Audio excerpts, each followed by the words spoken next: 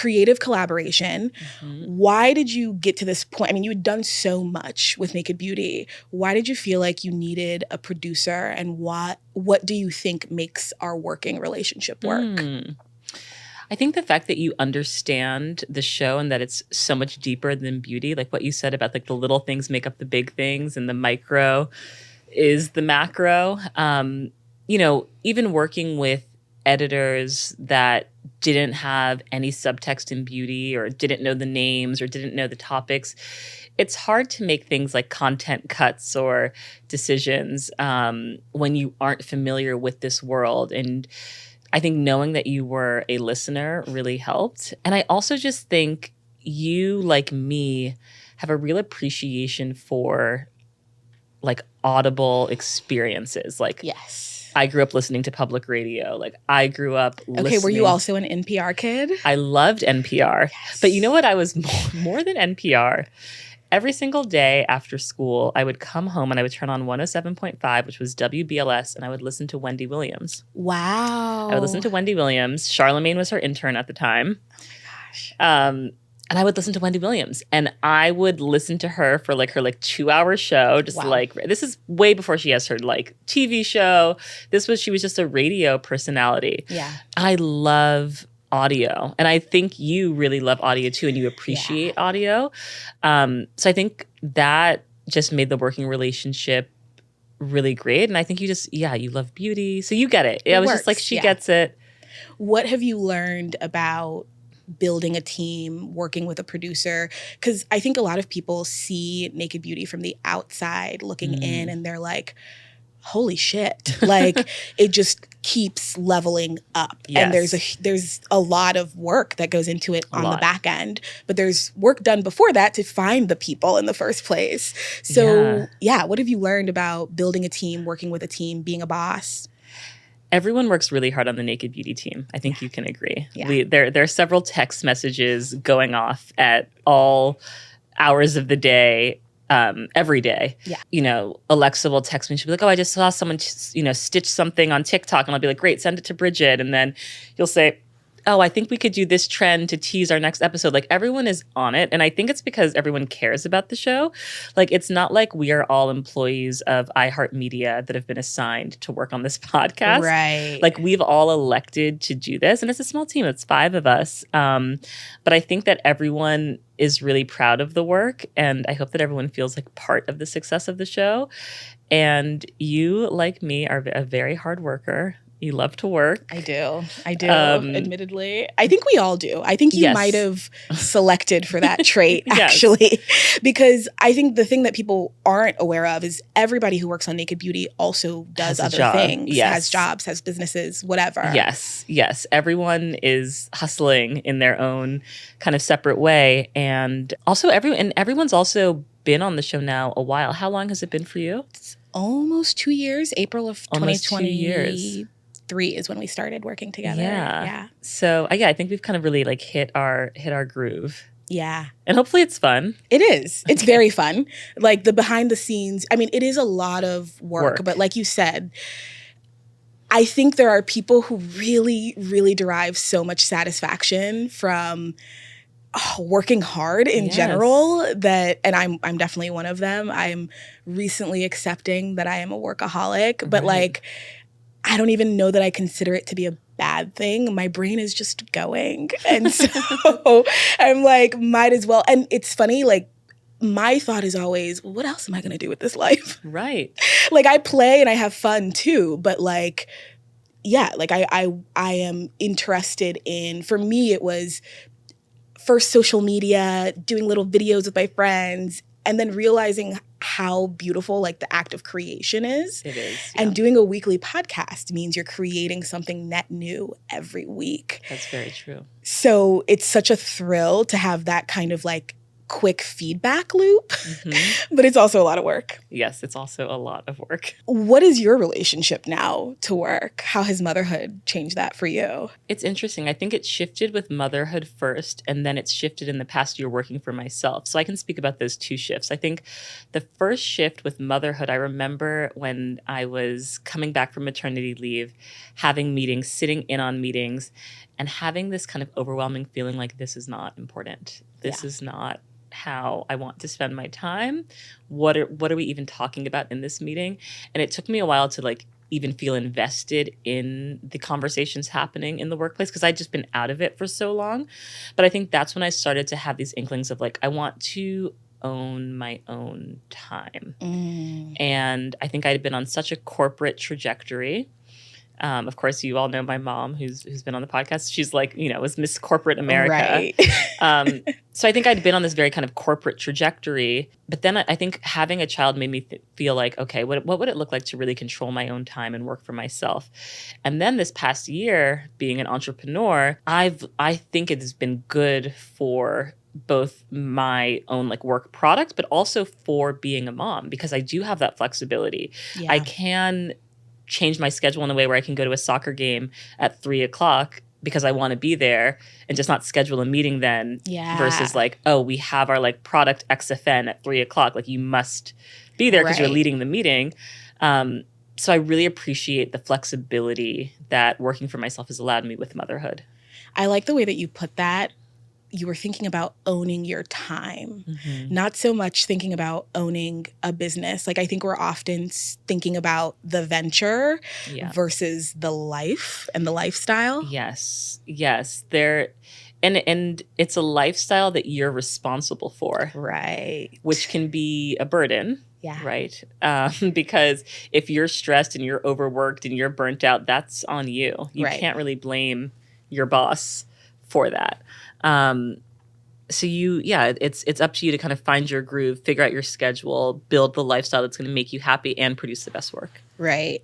I've recently kind of shifted my own thinking and realizing that taking care of me takes care of the work. Yes, that's smart.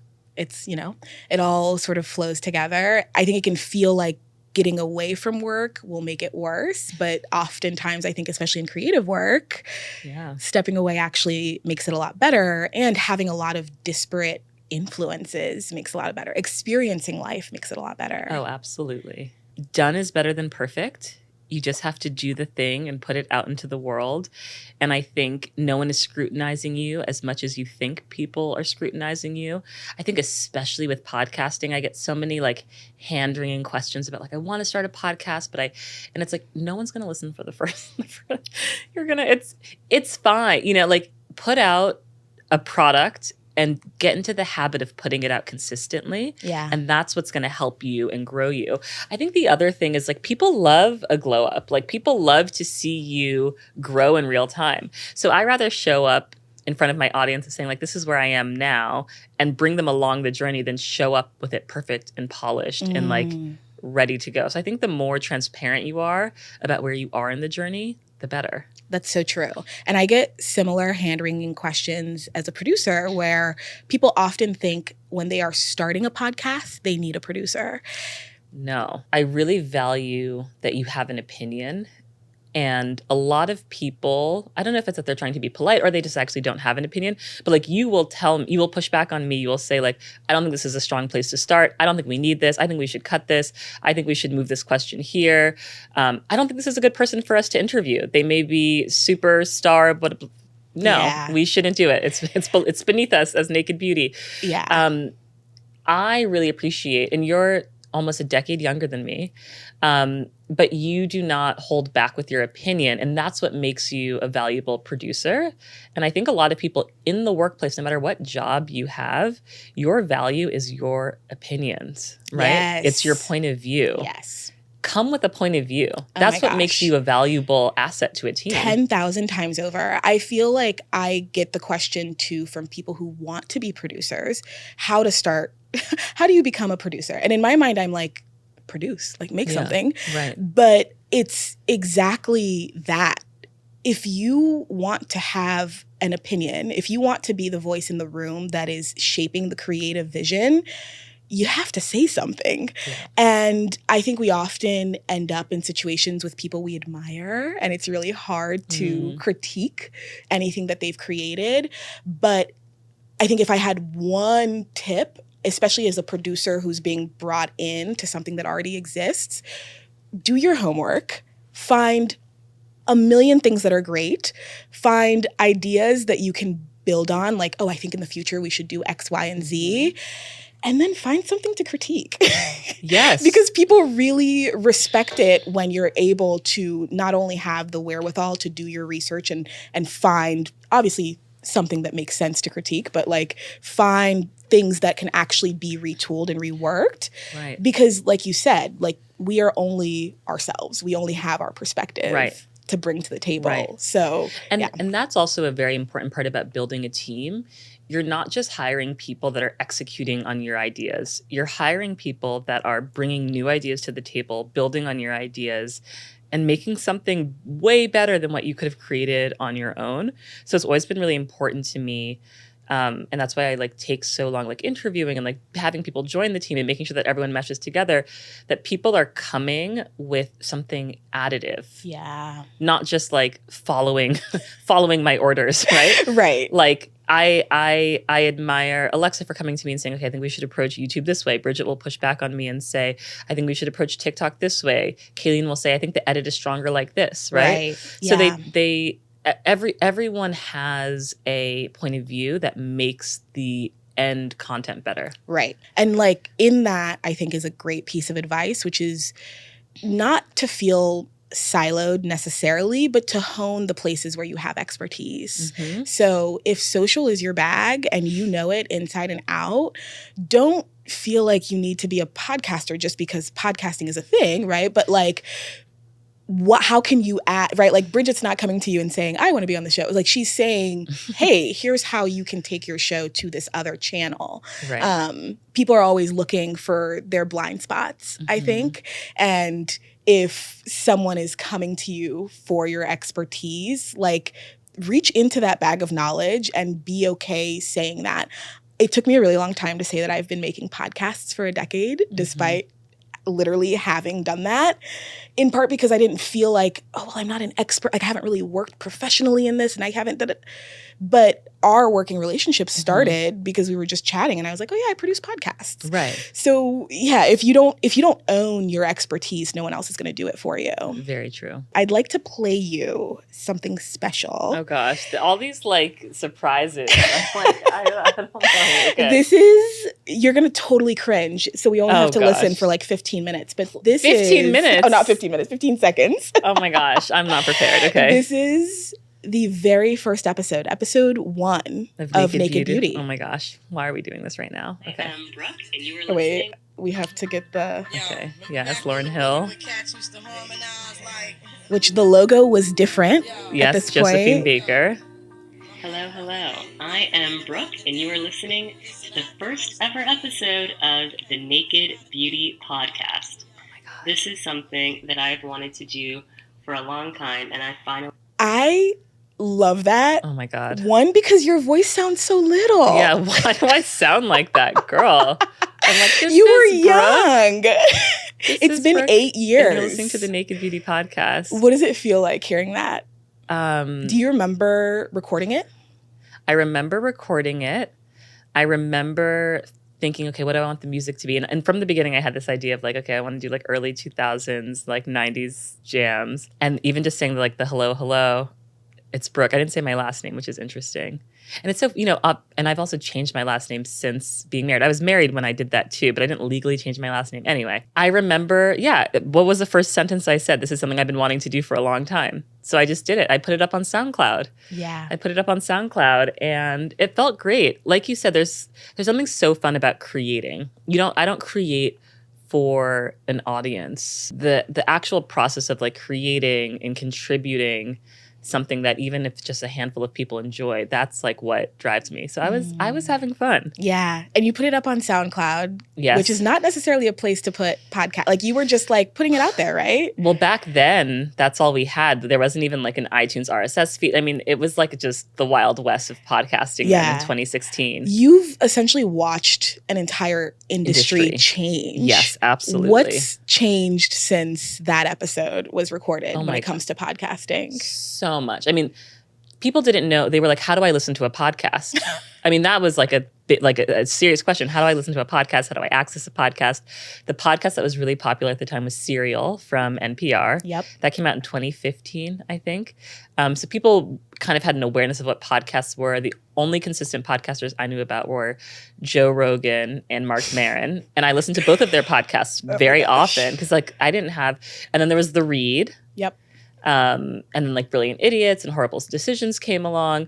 I asked Chris Moreau, who was behind the scenes on The Read. I like had like a lunch with him at Soho House, and I was just like, I'm just so interested in podcasts and like what you're doing.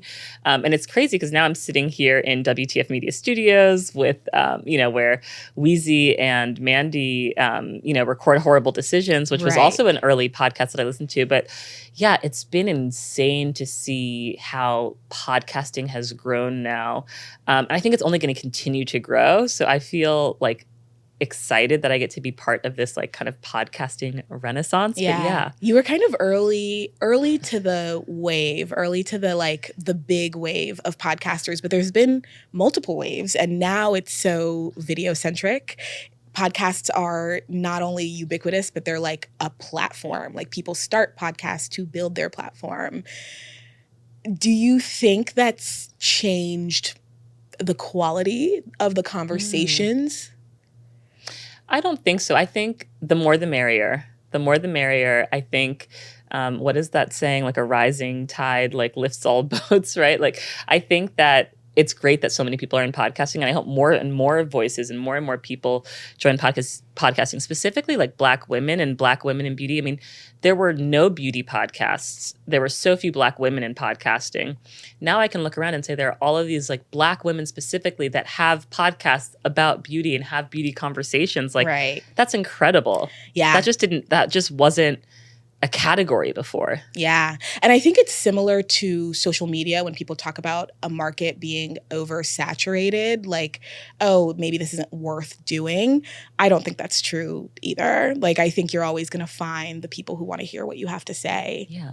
If you do it well, if you market, or maybe, I don't know. Like, I think if you're doing it for yourself, yes, you will always be satisfied. But the hope is that you find your audience. Yes. And I think the video thing is interesting because I don't watch podcasts. I listen to podcasts still.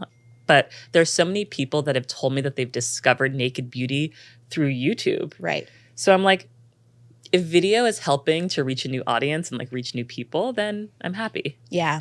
I was an Oprah Super Soul Sunday podcast listener. Yes, I remember that podcast. S-Town was the podcast that got me into podcasts. Shout out to Brian Reed. Have you heard his new show? No.